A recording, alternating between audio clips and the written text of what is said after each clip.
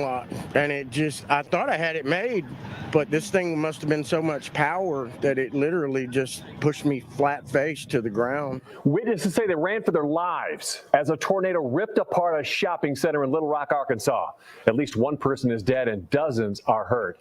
That same storm system is moving closer to our area, bringing a chance of strong storms and wind into early Saturday morning. You're taking a live look from the Wave Storm Tracker right now on the Greenbelt Highway in the Shively area. Our driver says getting some wind pushing around the vehicle, but not as bad as it's going to get. We are out on the roads. We're going to keep you up to date here as we go through the evening. Good evening. This is Wave News at 11. I'm John Boll. The storm tracking team gave you a warning of this weather days in advance, and they've been on our streaming channels for hours already tonight. Chief Meteorologist Kevin Harnett joins us now. He has the latest on the path of the storm. Yeah, I'm here with Tawana, and we've been watching all night this sort of continue. It hasn't weakened much, so pay attention. You'll notice the tornado watch across the area until 3 o'clock. Covers most of our counties, the exception, the far eastern row of counties. Here is the current radar view. Storms moving in. The ones over our viewing area now not severe, but as I pause the radar, you can see tornado warnings to the north, back out to the west. Let's look at those. Notice from South Bend all the way down south of Indianapolis, pushing to southwest Indiana, you're either under a severe thunderstorm or tornado warning. As we zoom in closer to our viewing area, this is Lawrence County. You'll notice Bloomington, Monroe County. We've had radar indicated tornadoes and tornadoes confirmed with this storm as it pushes across Owen County. That's near Spencer, Indiana. You'll notice the 1-inch hail potential with that as well. When we look at the velocity, this is where the radar is picking up the rotation, very much just to the south of Vidalia and Bean Blossom, that's moving off to the east. That's going to stay just north of our viewing area. Here's a tornado warning that now includes Owensboro, Henderson, Spencer, Webster counties also included in that. This storm has the history of producing large hail. Notice the wind gusts here just across the river. Another couplet. This is where we would have the tornado potential moving very much into the Owensboro area. Folks there should be on guard. That sits just to the west of the viewing area. Notice this outline in red from the Storm Prediction Center. Here's what they say. They say the tornado, wind damage, and large hail threat will likely continue in this area for a few more hours, probably until that 2-3 o'clock expiration time on the tornado watch. When we zoom out, notice all of the warnings lined up. Now, earlier, if you were watching, we said, yes, these should be weakening as they pass I-65. That still looks to be the case, but it's going to take time, and the storms haven't even moved into the western part of the viewing area yet. So some folks will likely see severe weather. The best potential for that is still going to be across the western parts of our viewing area, west of I-65. We're watching it closely tonight, folks. You need to make sure you have a way to get the warnings. The Wave Weather app is one of those tools. You'll see our temperatures tomorrow stay in the 50s, and we wind up with some strong winds tomorrow, too, without the thunderstorms. John, I've got more radar views for you to come up in just a bit. We're going to track these storms, and I have a feeling we're going to be on for at least a couple hours tonight. We'll be back with more in just a couple of minutes. Okay, Kevin, we're also keeping a close eye on the power situation. This is a look at the LG&E outage map. Right now, there are more than 500 outages. Most are in the Bon Air area. That's near Seneca High School. We'll be watching these numbers throughout tomorrow when the wind gusts are expected to be strong, as Kevin just said. If you need to report an outage, call the number at the bottom of your screen. We also have instructions on wave3.com. Governor Beshear already declared a state of emergency in Kentucky because of the potential for severe weather. In a tweet, Governor Beshear says, this is the worst forecast he has seen as governor. The governor also activated the state's price gouging laws to protect families from overpriced goods and services during any cleanup efforts. The storm system that'll move through our area has already left widespread damage out to the west, including in Arkansas. The state's governor says central parts of the state suffered significant damage. This is video of damage in Little Rock. The city's mayor says 24 people were sent to the hospital because of the storm. The storm blew roofs off homes, overturned vehicles, and caused major damage to a shopping center. Everything happened in like 5 seconds. It was like it came, boom. It was you hear a lot of commotion and stuff. Then it was just over. I go outside and it's crazy. It's people got blood all over their faces and it's. Arkansas's governor declared a state of emergency and activated the National Guard to help with the storm response. To the north, several farmhouses were destroyed by storms that raced across Iowa. Tornadoes were reportedly spotted in at least 3 Iowa counties, including this video. Take a look at this near Iowa City. It appears to show large tornado moving across that field in Ollie.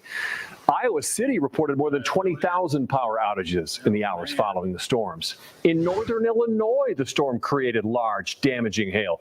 Just look at this damage to this car right here.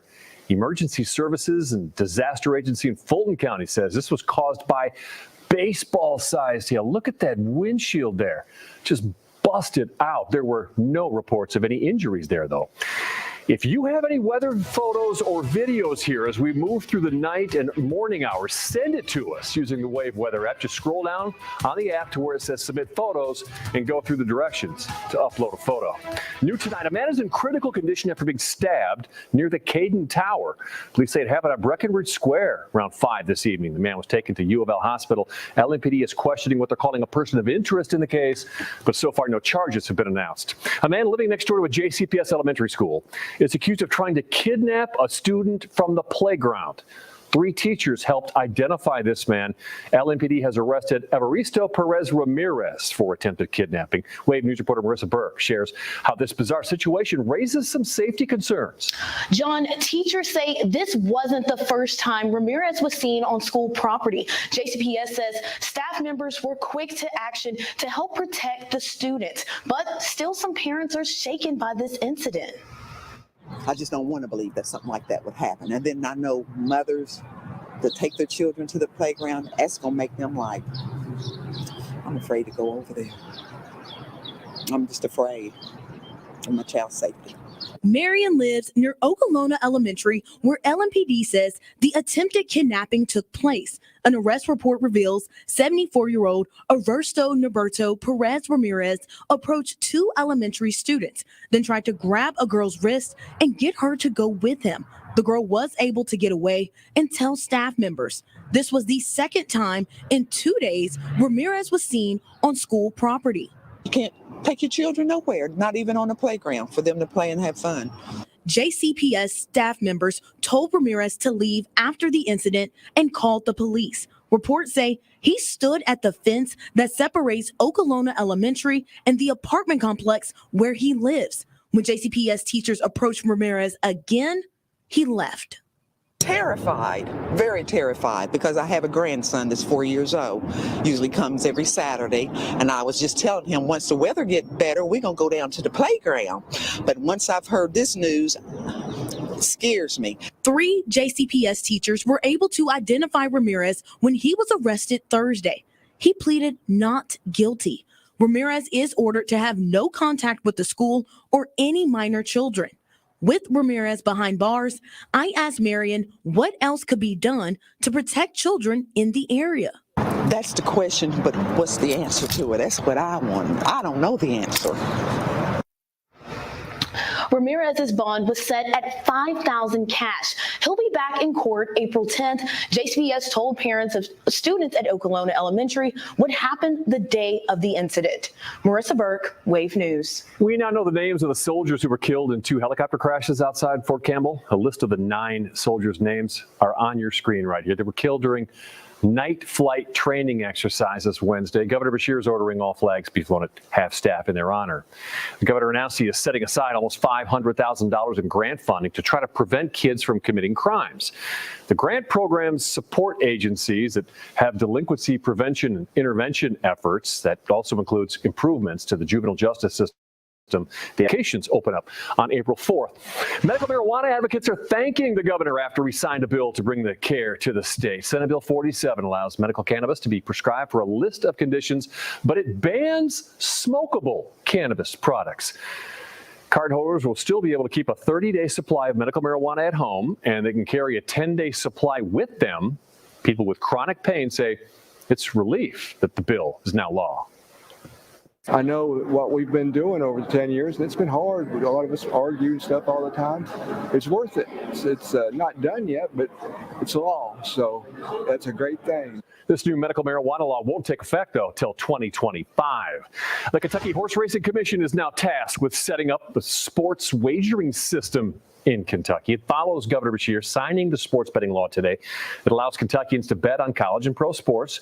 People are going to have to use a sports betting app or go to a horse track owned facility to place a bet.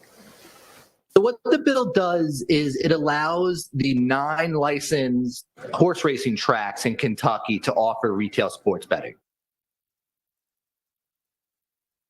Supporters of the measure say it'll also keep millions of dollars in tax revenue in Kentucky. 5 of Kentucky's 6 border states have already legalized sports betting. Those were far from the only bills that made progress this legislative session. A bill that aims to reduce fentanyl overdoses is heading to the governor's desk. Under this new piece of legislation, fentanyl testing strips would no longer be considered drug paraphernalia unless found in the possession of a trafficker. It would also let the Cabinet for Health and Family Services launch an education awareness campaign on the opioid. More Kentuckians affected by natural disasters will soon be able to get help thanks to another bill. House Bill 9 sets aside federal funding specifically for communities impacted by the loss of coal-related jobs. Many people in that field lost their jobs from the tornadoes that hit western Kentucky in 2021 and the floods that swept through eastern Kentucky last year.